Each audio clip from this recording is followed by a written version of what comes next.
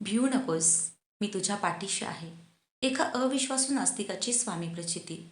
श्री स्वामी समर्थ महाराजांचे वास्तव्य अक्कलकोटमध्ये असताना त्यांनी अनेकांचे अहंकार गळवून टाकले आणि कित्येकांना सन्मार्गाला लावले.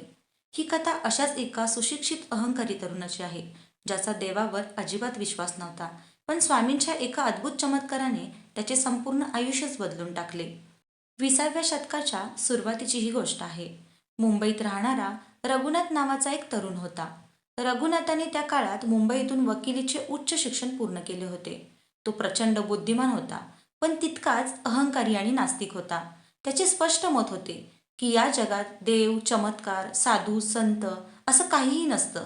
जे काही आहे ती फक्त माणसाची बुद्धी आणि विज्ञान आहे. गरीब आणि अशिक्षित लोकच असल्या बुवाबाजीच्या नादी लागतात.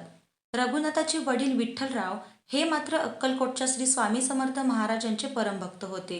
ते रोज घरात स्वामींचे नाव घ्यायचे, पोथी वाचायचे. रघुनाथाला वडिलांचे हे वागणे अजिबात आवडायचे नाही. तो अनेकदा वडिलांना टोमणे मारायचा.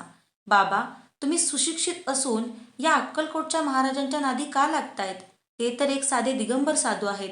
ते काय तुमचे नशीब बदलणार?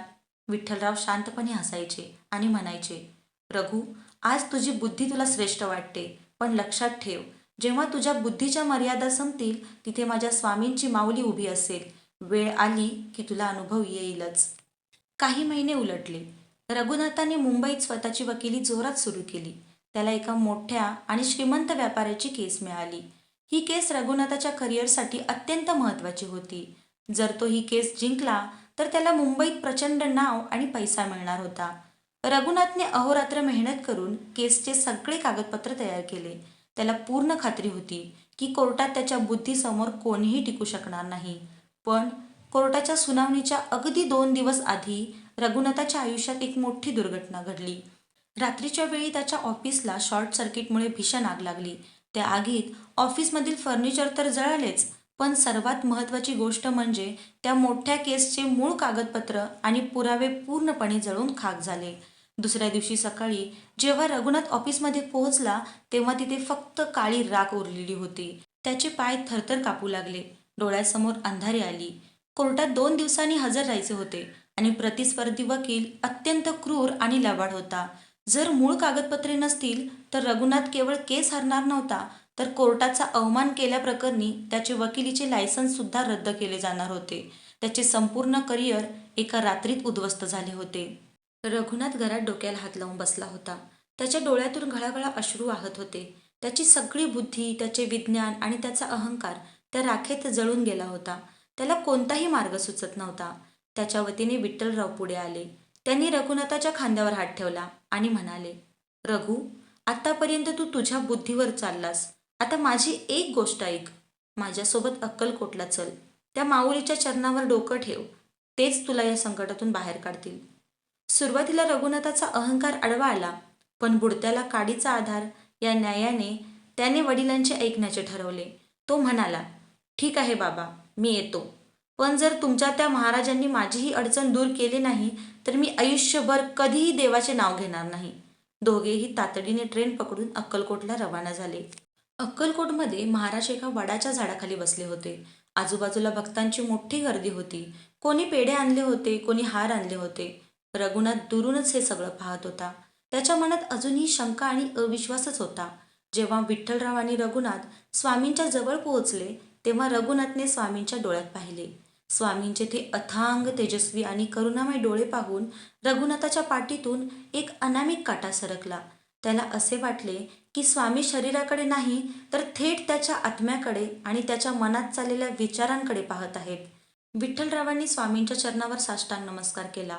रघुनाथ मात्र ताठ उभा राहिला. त्याने फक्त हात जोडले.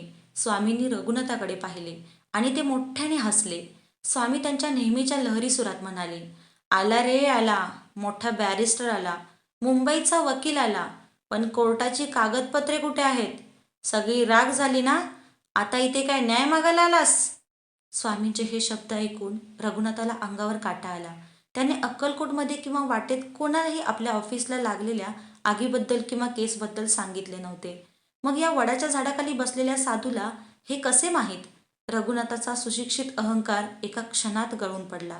त्याचे गुडघे जमिनीवर टेकले आणि त्याने स्वामींच्या चरणावर डोके ठेवले. त्याचे डोळे रडू लागले. स्वामींनी रघुनाथाच्या पाठीवर जोरात एक थाप मारली आणि गर्जना केली, भिवू नकोस, मी तुझ्या पाठीशी आहे. जा, मुंबईला परत जा. तुझा पुरावा तुझ्या काळ्या कोटातच आहे. रघुनाथला स्वामींच्या या बोलण्याचा अर्थ समजला नाही, पण स्वामींचा तो आदेश ऐकून त्याच्या मनात एक अद्भुत शांतता आणि प्रचंड आत्मविश्वास निर्माण झाला. तो आणि त्याचे वडील तातडीने मुंबईला परत आले. दुसऱ्या दिवशी कोर्टाची वेळ झाली. रघुनाथ अत्यंत भीत कोर्टाच्या खोलीत दाखल झाला. प्रतिस्पर्धी वकिलाने हसून विचारले, बॅरिस्टर साहेब, पुरावे कुठे आहेत? की केस सोडून देताय? रघुनाथने काहीही न बोलता आपले डोळे मिटले आणि मनातल्या मनात स्वामींचे स्मरण केले. श्री स्वामी समर्थ. त्याने कोर्टाच्या डायसवर उभे राहून आपला काळा कोट घातला. कोट घालत असताना त्याला कोटाच्या आतल्या गुपितात काहीतरी कडक कागद असल्यासारखं जाणवलं. त्याने आश्चर्याने कोटाच्या खिशात हात टाकला. जेव्हा त्याने तो कागद बाहेर काढला तेव्हा त्याचे डोळे पाणावले.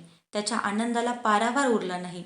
तो दुसरा कोणताही कागद नव्हता, तर ज्या मूळ कागदपत्राची आणि पुराव्यांची नक्कल त्याला हवी होती ती अगदी सुरक्षितपणे त्या खिशात ठेवली होती. ऑफिसला आग लागण्याच्या आदल्या दिवशी त्याने नकळत ती कॉपी खिशात ठेवली होती आणि तो स्वतःच्या टेन्शनमुळे ते पूर्णपणे विसरून गेला होता. पण स्वामींच्या अंतर्ज्ञानाने त्याला त्याची आठवण करून दिली होती. रघुनाथने तो पुरावा न्यायाधीशांसमोर सादर केला. त्याने एवढी उत्कृष्ट वकिली केली की तो ती केस अत्यंत दिमाखात जिंकला. कोर्टात सर्वजण त्याचे कौतुक करत होते, पण रघुनाथाच्या डोळ्यासमोर फक्त आणि फक्त अक्कलकोटच्या स्वामींचे ते तेजस्वी रूप दिसत होते. केस जिंकल्यानंतर रघुनाथ थेट घरी आला. त्याने सर्वात आधी घरात असलेल्या स्वामींच्या फोटोसमोर साष्टांग नमस्कार घातला. त्याचे वडील विठ्ठलराव बाजूला उभे राहून कौतुकाने पाहत होते. रघुनाथ वडिलांना म्हणाला, बाबा, तुम्ही खरं सांगत होता. जिथे मानवी बुद्धीचे आणि विज्ञानाचे मार्ग संपतात तिथे स्वामींची कृपा सुरू होते. त्यांनी फक्त माझी केस जिंकून नाही दिली, तर माझ्या मनातील अहंकाराची आग विझवून मला एक नवीन जन्म दिला आहे. त्या दिवसापासून तो गर्विष्ठ नास्तिक रघुनाथ स्वामींचा सर्वात मोठा आणि परमभक्त बनला. त्याने आपल्या कमाईतील एक मोठा हिस्सा गरीब आणि अनाथ लोकांच्या सेवेसाठी वापरण्यास सुरुवात केली. तो दर महिन्याला अक्कलकोटची वारी करू लागला. माणसाला आपल्या बुद्धीचा, शिक्षणाचा किंवा पैशाचा कितीही गर्व असला तरी निसर्गाच्या आणि देवाच्या शक्तीसमोर तो अत्यंत क्षुल्लक आहे. देव माणसाचा अहंकार तोडतो आणि त्याला नम्र बनवतो. संकट कितीही मोठे असो, जेव्हा माणूस सर्व बाजूने हरतो आणि संपूर्ण शरणागतीने स्वामींना हाक मारतो, तेव्हा स्वामी त्याला कधीही निराश करत नाहीत. त्यांचे भिवू नकोस, मी तुझ्या पाठीशी आहे, हे वचन नेहमी भक्तांचे रक्षण करते. श्री स्वामी समर्थ महाराजांच्या अनुभूतीवरील ही प्रदीर्घ आणि सत्य घटनेवर आधारित कथा तुम्हाला कशी वाटली? या कथेने तुमच्या मनाला एक वेगळी आणि सकारात्मक ऊर्जा दिली का, हे सांगायला अजिबात विसरू नका. आणि त्याचबरोबर कथा आवडली असेल तर कमेंटमध्ये लिहा, श्री स्वामी समर्थ. श्री स्वामी समर्थ.